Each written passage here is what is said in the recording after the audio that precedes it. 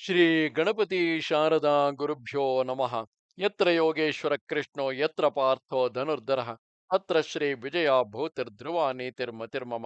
ಶ್ರೋತೃಗಳಿಗೆ ಶ್ರೀ ಅಳಸಿಂಗರಾಚಾರ್ಯ ವಿರಚಿತ ಶ್ರೀ ವ್ಯಾಸ ಮಹರ್ಷಿ ಪ್ರಣೀತ ಶ್ರೀಮನ್ ಮಹಾಭಾರತದ ದ್ರೋಣ ಪರ್ವದಲ್ಲಿ ಕರ್ಣನು ಪಾಂಡವರನ್ನು ತಾನು ಕೊಲ್ಲುವುದಾಗಿ ಪ್ರತಿಜ್ಞೆ ಮಾಡಿದುದನ್ನು ಕೇಳಿ ಕೃಪನು ಅವನ ಮಾತಿಗೆ ಸಮ್ಮತಿಸದೆ ನಿರಾಕರಿಸಲು ಕರ್ಣನು ಕೋಪದಿಂದ ಆ ಕೃಪನ ನಾಲಗೆಯನ್ನು ಕತ್ತರಿಸುವುದಾಗಿ ಪ್ರತಿಜ್ಞೆ ಮಾಡಿದುದು ಎಂಬ 159ನೆಯ ಅಧ್ಯಾಯಕ್ಕೆ ಸ್ವಾಗತ.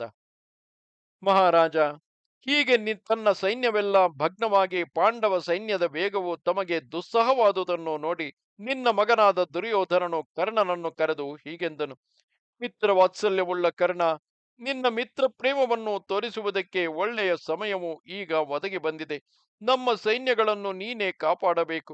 ಅದೋ ನೋಡು, ಮತ್ಸ್ಯ, ಪಾಂಚಾಲ, ಪಾಂಡವ, ಕೇಕಯರೆ ಮೊದಲಾದ ಮಹಾರಥರೆಲ್ಲರೂ ನಮ್ಮ ಸೈನ್ಯವನ್ನು ನಾನಾ ಕಡೆಗಳಿಂದ ಮುತ್ತಿಕೊಂಡು ಸರ್ಪಗಳಂತೆ ಕೋಪದಿಂದ ಬುಸುಗುಟ್ಟುತ್ತಾ ಕೊಲೆ ಮಾಡುತ್ತಿರುವರು. ಪಾಂಡವರು ಪಾಂಚಾಲರು ತಮ್ಮ ಜಯದ ಹೆಮ್ಮೆಯಿಂದ ಆಗಾಗ ಸಿಂಹನಾದವನ್ನು ಮಾಡುತ್ತಿರುವುದನ್ನು ನೋಡು ಎಂದನು. ಅದಕ್ಕೆ ಆ ಕರ್ಣನು, ದುರ್ಯೋಧನ, ಇದಕ್ಕಾಗಿ ನೀನೇಕೆ ಚಿಂತಿಸುವೆ? ಈಗಿನ ಯುದ್ಧದಲ್ಲಿ ಸಾಕ್ಷಾತ್ ದೇವೇಂದ್ರನೇ ಅರ್ಜುನನನ್ನು ರಕ್ಷಿಸಿಕೊಳ್ಳುವುದಕ್ಕಾಗಿ ಬಂದರು. ಅವನನ್ನು ನಾನು ಮೊದಲು ಸೋಲಿಸಿ ಆಮೇಲೆ ಅರ್ಜುನನನ್ನು ಕೊಂದು ಕೆಡಹುವೆನು. ಇದು ಆಣೆಯಿಟ್ಟು ಹೇಳುವೆನು, ಸಮಾಧಾನದಿಂದಿರು. ಷಣ್ಮುಖನು ದೈತ್ಯ ಸೇನೆಯನ್ನು ಧ್ವಂಸ ಮಾಡಿ ಇಂದ್ರನನ್ನು ಸಂತೋಷಗೊಳಿಸಿದಂತೆ ಪಾಂಡವ ಪಾಂಚಾಲರನ್ನೆಲ್ಲ ಕೊಂದು ನಿನಗೆ ನಾನು ಜಯವನ್ನು ಕೊಡಿಸಿ ಸಂತೋಷಗೊಳಿಸುವೆನು. ಮಿತ್ರ, ನಿನಗೆ ಪ್ರಿಯವನ್ನು ಮಾಡಬೇಕೆಂದೇ ನಾನು ಬದುಕಿರುವೆನೆಂದು ತಿಳಿ. ಅರ್ಜುನನೇನು ಎಲ್ಲ ರಾಜರಲ್ಲಿ ಅತಿಶಯವಾದ ಬಲವುಳ್ಳವನೇ. ಆದರೇನು, ಇಂದ್ರನು ನನಗೆ ಕೊಟ್ಟ ಅಮೋಘವಾದ ಶಕ್ತಿಯನ್ನು ಈಗಿನ ಯುದ್ಧದಲ್ಲಿ ನಾನು ಅವನ ಮೇಲೆ ಪ್ರಯೋಗಿಸಿ ಬಿಡುವೆನು. ಅದರಿಂದ ಅವನು ಸಾಯುವುದು ನಿಶ್ಚಯವು. ಅವನು ಸತ್ತ ಮೇಲೆ ಅವನ ಸಹೋದರರೆಲ್ಲ ನಿನ್ನ ದಾಸರಾದಂತೆಯೇ, ಅಥವಾ ಅವರು ತಿರುಗಿ ಕಾಡಿಗೆ ಹೋಗುವರು. ನಾನು ಬದುಕಿರುವವರೆಗೆ ನೀನು ಚಿಂತಿಸಬೇಕಾದ ಕಾರಣವಿಲ್ಲ. ಪಾಂಡವ, ಪಾಂಚಾಲ, ಕೇಕಯ, ವೃಷ್ಣಿಗಳನ್ನೆಲ್ಲ ಒಂದಾಗಿ ಸೇರಿಸಿ ನಾನು ಈ ಯುದ್ಧದಲ್ಲಿ ನನ್ನ ಬಾಣಗಳಿಂದ ಕೊಂದು ಭೂಮಿಯನ್ನು ನಿನ್ನ ಕೈ ಸೇರಿಸುವೆನು ಎಂದನು.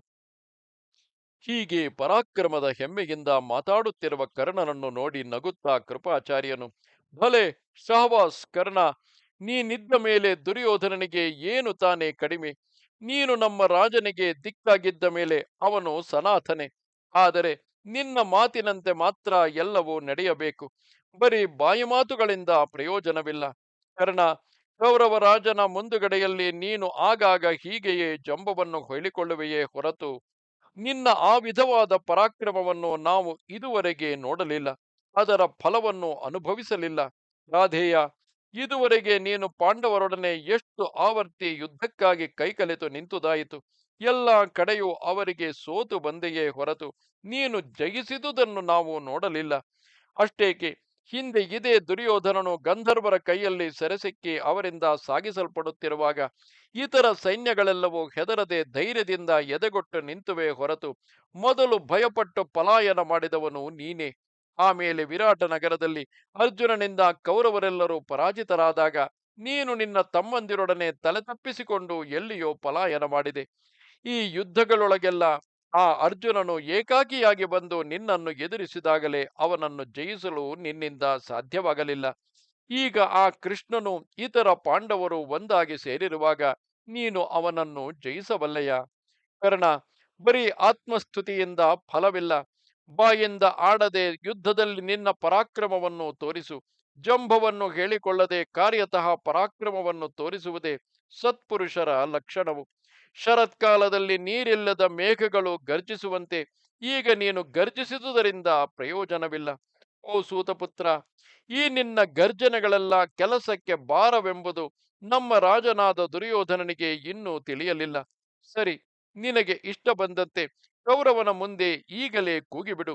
ನಿನ್ನ ಗರ್ಜನೆಗಳೆಲ್ಲ ಆ ಅರ್ಜುನನು ನಿನ್ನ ಕಣ್ಣಿಗೆ ಬೀಳುವವರೆಗೆ ಮಾತ್ರವೇ.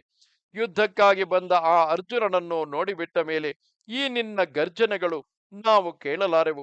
ಅರ್ಜುನನ ಬಾಣಗಳು ನಿನ್ನ ಮೇಲೆ ಬೀಳುವವರೆಗೆ ಮಾತ್ರವೇ ನಿನ್ನ ಗರ್ಜನೆಯೇ ಹೊರತು ಆ ಬಾಣಗಳು ಬಂದು ಮೈಗೆ ತಾಗಿದ ಮೇಲೆ ನಮಗೆ ನಿನ್ನ ಈ ಗರ್ಜನೆಗಳು ದುರ್ಲಭವು. ಕರ್ಣ, ಕ್ಷತ್ರಿಯರು ತೋಳುಗಳಲ್ಲಿ ಶೂರರು, ಬ್ರಾಹ್ಮಣರು ಮಾತುಗಳಲ್ಲಿ ಶೂರರು. ಅರ್ಜುನನು ಧನುಸ್ಸಿನಲ್ಲಿ ಶೂರನು.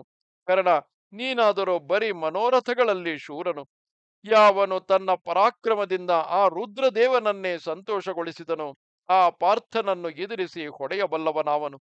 ಇದನ್ನೆಲ್ಲ ಯೋಚಿಸದೆ ನೀನು ಈ ಆತ್ಮಸ್ತುತಿಗಳಿಂದ ನಮ್ಮ ರಾಜನನ್ನೇಕೆ ಮರಳು ಮಾಡುವೆ ಎಂದನು. ಕೃಪನ ಈ ಮಾತುಗಳನ್ನು ಕೇಳಿ ಕರ್ಣನಿಗೆ ತಡೆಯಲಾರದಷ್ಟು ಕೋಪ ಉಂಟಾಯಿತು. ಆಗ ಕರ್ಣನು ಕೃಪನನ್ನು ನೋಡಿ, ಓ ಬ್ರಾಹ್ಮಣ, ಶೂರರ ಗರ್ಜನೆಗಳು ಮಳೆಗಾಲದ ಮೇಘಗಳ ಗರ್ಜನೆಗಳಂತೆ ಸಫಲವೇ ಹೊರತು ವಿಫಲವಲ್ಲ. ಚೌಳಿಲ್ಲದ ಭೂಮಿಯಲ್ಲಿ ನಟ್ಟ ಬೀಜದ ಹಾಗೆ ಅಂಥವರ ಗರ್ಜನೆಗಳು ಶೀಘ್ರದಲ್ಲಿ ಫಲವನ್ನೇ ಕೊಡುವವು. ಯುದ್ಧರಂಗದಲ್ಲಿ ಶೂರರು ವೀರವಾದಗಳನ್ನು ನುಡಿಯುವುದರಲ್ಲಿ ನನಗೇನೂ ದೋಷವೂ ತೋರುವುದಿಲ್ಲ. ಯುದ್ಧ ಭಾರವನ್ನು ವಹಿಸಿದವರು ತಮ್ಮ ಪರಾಕ್ರಮವನ್ನು ಹೇಳಿಕೊಳ್ಳುವುದು ಸಹಜವೇ.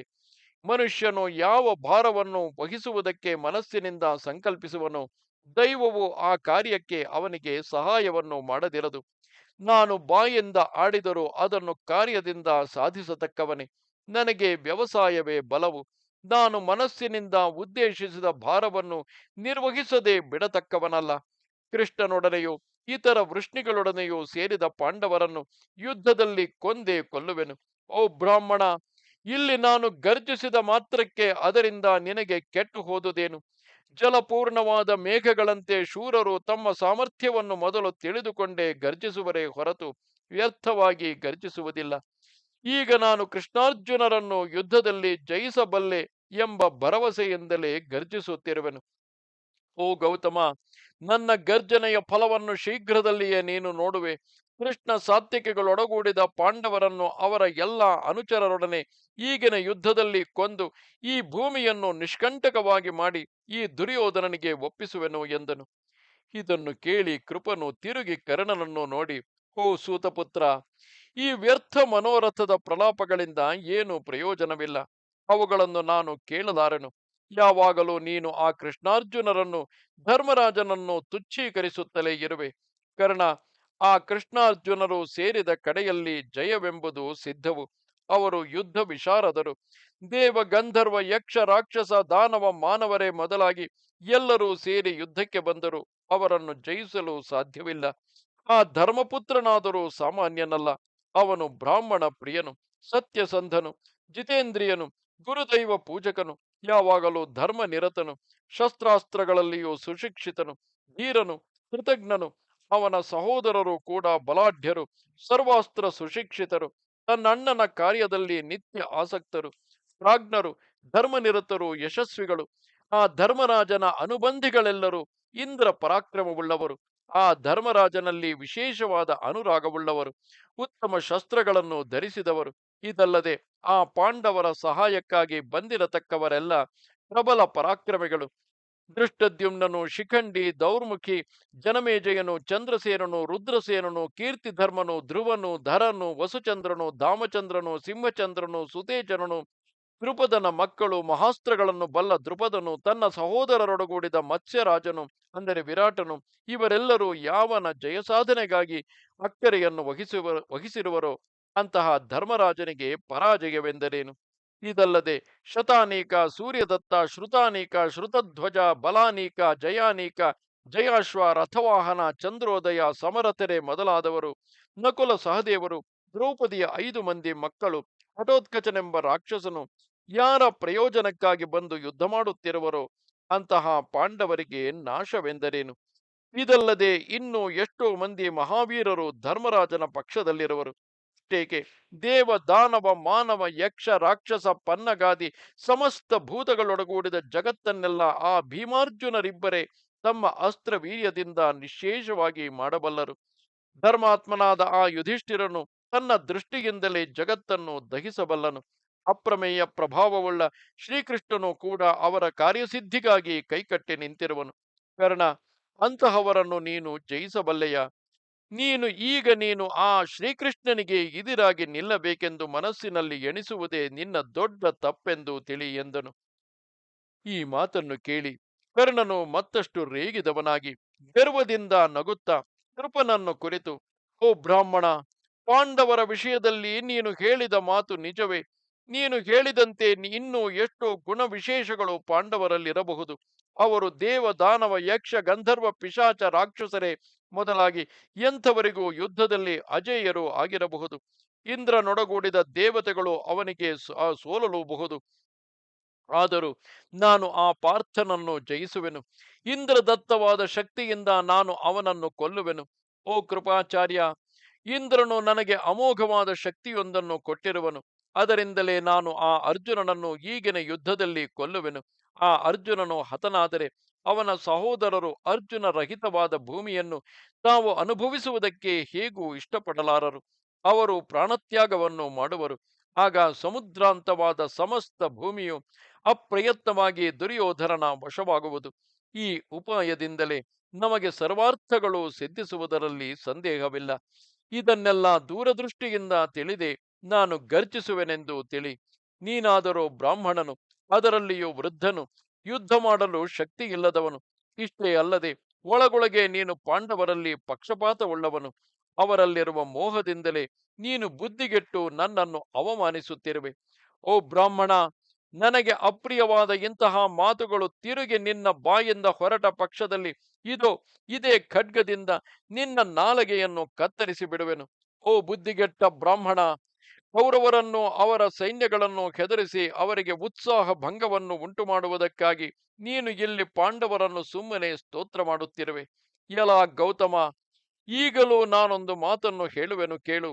ದುರ್ಯೋಧನನು, ದ್ರೋಣನು, ಶಕುನಿ, ದುರ್ಮುಖನು, ಜಯನು, ದುಶ್ಯಾಸನನು, ವೃಷಸೇನನು, ಶಲ್ಯನು, ಸೋಮದತ್ತನು, ಭೂರಿ, ಅಶ್ವತ್ಥಾಮನು, ವಿವಿಂಶತಿ, ಕೊನೆಗೆ ನೀನು ಒಬ್ಬನು, ಇಷ್ಟು ಮಂದಿಯು ಯುದ್ಧಕ್ಕಾಗಿ ಕವಚವನ್ನು ತೊಟ್ಟು ನಿಂತ ಮೇಲೆ ಇಂದ್ರ ಪರಾಕ್ರಮವುಳ್ಳವನಾದರೂ ಇವರನ್ನು ಜಯಿಸಬಲ್ಲನೆ?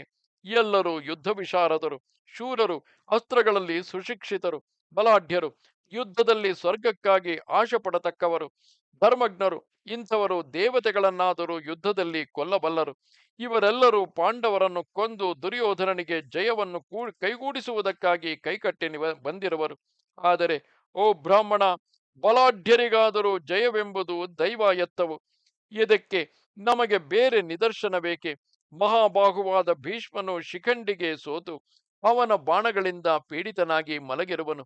ವಿಕರ್ಣ, ಚಿತ್ರಸೇನ, ಬಾಹ್ಲಿಕ, ಜಯದ್ರಥ, ಭೂರಿಶ್ರವಸ್ಸು, ಜಯ, ಜಲಸಂಧ, ಸುತಕ್ಷಿಣ, ಛಲ, ಭಗದತ್ತರೆ ಮೊದಲಾದ ದೇವತೆಗಳಿಗೂ ದುರ್ಚೆಯರೆನಿಸಿದ ಇನ್ನೂ ಅನೇಕ ರಾಜರು ತಮಗಿಂತಲೂ ಅಲ್ಪ ಬಲವುಳ್ಳ ಪಾಂಡವರಿಂದ ಯುದ್ಧದಲ್ಲಿ ಹತರಾದರು. ಇದೆಲ್ಲ ದೈವ ವ್ಯಾಪಾರವಲ್ಲದೆ ಬೇರೇನು? ಓ ಪುರುಷಾಧಮ, ನೀನು ದುರ್ಯೋಧನನ ಪಕ್ಷದಲ್ಲಿದ್ದುಕೊಂಡು ಅವನಿಗೆ ವೈರಿಗಳಾದ ಪಾಂಡವರನ್ನೇ ಯಾವಾಗಲೂ ಸ್ತುತಿಸುತ್ತಿರುವೆ. ಅದರಲ್ಲಿಯೂ ಅವರಲ್ಲಿಯೂ 100,000 ಸಂಖ್ಯೆಯಿಂದ ವೀರರು ಹತರಾಗಲಿಲ್ಲವೇ? ಕೌರವ ಸೈನ್ಯಗಳೊಡನೆ ಪಾಂಡವ ಸೈನ್ಯವು ಅನೇಕವಾಗಿ ಕ್ಷೀಣಿಸಲಿಲ್ಲವೇ? ಹೀಗಿರುವಾಗ ಪಾಂಡವರಲ್ಲಿ ನೀನು ಹೇಳುವ ಅಧಿಕ ಪ್ರಭಾವವೇನು ನನಗೆ ತೋರಲಿಲ್ಲ. ಓ ಬ್ರಾಹ್ಮಣ, ಹೆಚ್ಚು ಮಾತಿನಿಂದೇನು? ನಾನು ಈ ರಾಜನ ಹಿತಕ್ಕಾಗಿ ಈ ಯುದ್ಧದಲ್ಲಿ ನನ್ನ ಶಕ್ತಿ ಮೀರಿ ಪ್ರಯತ್ನಿಸುವೆನು. ಇದರ ಮೇಲೆ ಜಯವೆಂಬುದು ದೈವ ವಶವಾಗಿರುವುದು ಎಂದನು. ಇದು 159ನೆಯ ಅಧ್ಯಾಯವು. ನಮಸ್ತೆ ಶಾರದೆ ದೇವಿ, ಕಾಶ್ಮೀರ ಪುರವಾಸಿನಿ, ತ್ವಾಮಹಂ ಪ್ರಾರ್ಥೆಗೆ ನಿತ್ಯಂ, ವಿದ್ಯಾದಾನಂಚ ದೇಹಿಮೆ. ನಮಸ್ಕಾರ.